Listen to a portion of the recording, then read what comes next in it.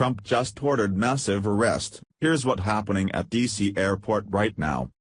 It's been a month or so since Turkish government officials attacked peaceful protesters near their embassy in Washington, D.C. The Metropolitan Police in D.C. have now issued arrest warrants for approximately 12 of the Turkish President Recep Tayyip Erdogan's security detail. President Trump has signed off on these arrests and he isn't playing around.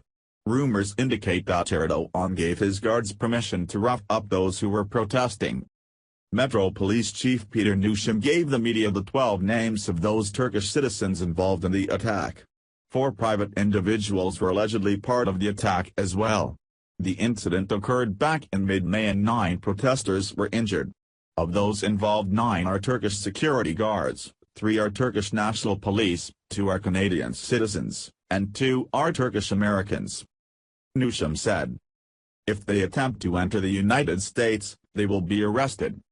He also said, "If you are a law-abiding person and you feel like you did not do anything wrong, then please present yourself here to answer to these charges. We'd like to hear what you have to say." That remains to be seen. Audios that were found to have videotaped the events that occurred that day show one of the security guards attacking private citizens and saying to one of his comrades, "Serve it." He says attack or serve it, he says dive in. In the press conference, the police chief noted there was not enough evidence to charge Erdogan and that nobody from the Turkish embassy located there in Washington, D.C., were implicated or found to be responsible for the events that occurred that day. He said, "We don't have any information right now to suggest that we have probable cause to make an arrest of the president. Despite the fact that Erdogan will not be charged or arrested and that some of his security detail is likely protected under diplomatic immunity," the chief noted that should any of them return to the United States they would be immediately arrested. Dustin Sternbeck, director of the MPD's communications office, said the following. After an extensive investigation with the United States Department of State, the United States Secret Service and the Metropolitan Police Department, a total of 18 individuals have been charged or are facing charges stemming from a physical altercation that occurred during a First Amendment assembly on May 16, 2017. Investigators have spent the last several weeks using video technology to identify additional individuals who took part in the incident. The House of Representatives passed a bipartisan resolution condemning the attacks and castigating the Turkish government. While MPD, the Secret Service, and the State Department all have released statements on the issue. Senator John McCain and Senator Lindsey Graham are some of the first public servants to attack the Turkish government for the incident publicly. ABC News reported the following about the defendants and their personal information.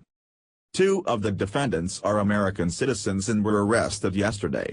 Sinan Naran, 45, of Virginia pleaded not guilty in a D.C. court Thursday afternoon, and Abdulkarim, 50, of New Jersey, is in custody in his home state and awaiting extradition to D.C. The cases for Aiden Nekmite, 49, of New York and Jill Karabai, 42, of Virginia remain pending, but both men have pleaded not guilty.